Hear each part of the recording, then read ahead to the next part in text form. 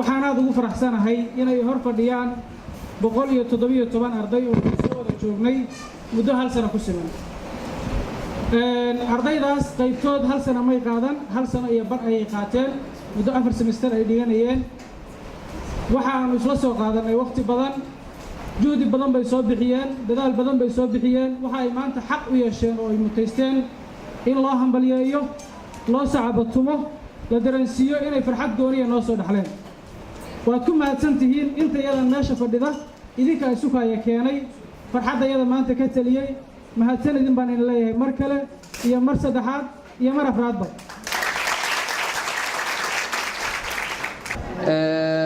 kolleejka caalamiga ah Fish International College waxaa la asaasay 2011 runtii ilaa xilligaas waxaa ka baxay arday qaybo kala duwan leh xarumihiisa Boosaaso, Gaalkacyo iyo Garowe. Garowe waxay ahayd xaruntii ugu dambeysay ee college-ka la furay 2013 ilaa xilligaas waxa weeyaan wuxuu soo saaray runtii miro fara badan. college-ku kaliya kuma koobna inuu maartay bixiyo diblomada, laakiin ilaa heer kale oo waxbarasho oo ilaa master programmisa oo online ah ayuu bixiyaa. Halo bilisan bilisan iyo barwaaqo. Halo bilisan bilisan iyo barwaaqo. Halo bilisan bilisan iyo barwaaqo.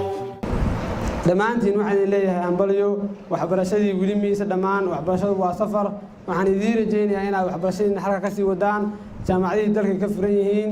waxaan dhammaan idin rajaynayaa mustaqbal ifaya. weliba waxaan aad ugu faraxsanahay inaan anigu qayb ka ahaa safarkiinii waxbarasho ee halkan ku soo gaarteen, oo farxad ii ah in arday aan muddo soo hortaagnaa oo aan macallin u ahaa inaan maanta la qaybsado farxaddoodii qalinjabinta. aad bay farxadayda runtii ardadan maanta halkan ku qalinjabinaya oo iskugu jira qaybo kala duwan, tiradooduna dhan tahay sida maamuluhu hadda sheegayay 117 arday oo iskugu jira caafimaadka, kuliyadda IT-ga ama computer science-ka iyo ardayda project management. waxaan leenahay marka hore hambaliyo hambaliyo hambaliyo. intaa kadib waxaan leenahay kusoo dhawaada jaamacadda Bariga Afrika. ardadiinaan waxaanu idin haynaa fursado badan oo aad iyo aad u qiimo badan. ardayda caafimaadka oo maanta halkan ka qalin jabinaya labada kuliyadood ay dhigtaan, kuliyadaha public health-ga iyo kuliyadda nursing-ka iyo kuliyadda midwifery-gaba, intaba waxaanu haynaa iyadoo baaja. waxaanu halkan ka balan qaadaynaa inaanu idin dhamaystirno haddii la yiraahdo insha Allah taala. waxaan leenahay kusoo dhawaada gacmo furan. waan idinku hambalyeeynaa idinka iyo waalidiinta iyo cid kasta oo idinku dhiirigelisay inaad heerkan maanta soo gaartaan.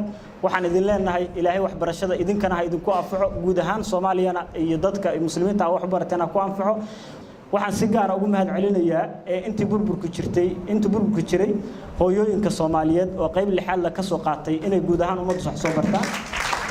marka waxaan idin leeyahay hambaliyo hambaliyo hambaliyo anoo ku hadlaya magaca jaamacadda Admas University iyo guud ahaan shaqaalaheeda, idinka iyo macallimiintiina iyo kolleejka iyo dhammaan ka soo qaybgalayaasha iyo jaamacadda Bariga Afrika oo ku deeqday howlkan.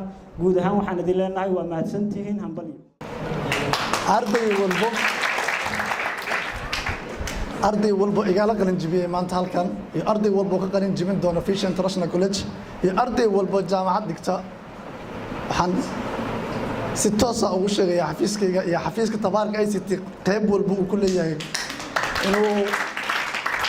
inuu fursad shaqo ugu bannaan tahay kana soo qayb gali doono.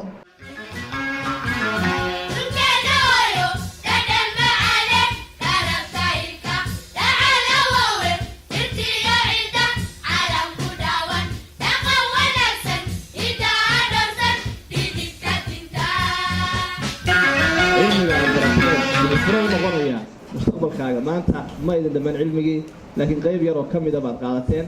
qaybtaanna waxay idin furaysaa qaybo kale inaad sii wadaan. ka wasaarad ahaan waan dhiirigelinaynaa, waan idin hambalyeynaynaa, waan idin ducaynaynaa. cilmigaa barateen ilahay mid idin anfaca adduun iyo aakhiraba ka dhigo.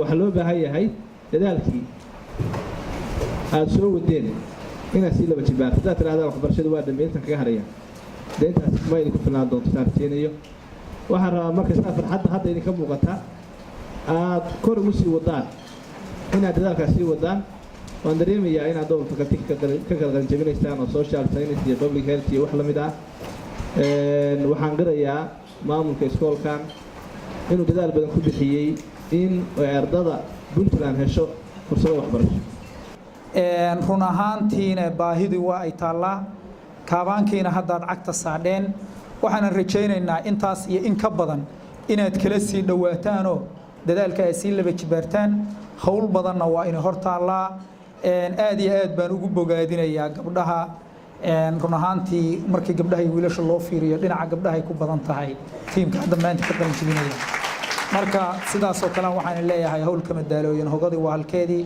marka adduunku adeer cilmigu ku rakiban yahay marka waxa la rabaa inaad cilmigiina sii wadaan mid maadiya iyo mid diineed labadaba sii wadaan waayo if iyo akhirabad ku liibaanaysaa runtii labadaba inaad wadaan weey waayo qofku waa inuu ifkiisana u shaqaystaa aakhirana waa inuu shaqaystaa waxaan leeyahay hambalyo cilmigiina nuur Allah geliyo ilaahay idankiis aqoon nagu soo biirtay baa tihiin insha Allah waxaan maartay ina leeyahay waalidiinta waliba special ku soo tabcay macallimiinta maamulka waliba special macadka maartay vision aad iyo aad xilli sankii saaray dhamaantii wax la ciishay sharaf Allah ina siiyo horumar iyo guul hambalyo iyo salaam baan leeyahay salaam alaykum warahmatullahi wabarakatuh oo siisay hawlkan quruxda badan waxaan rabaa inaan hal mar loo sacabtumo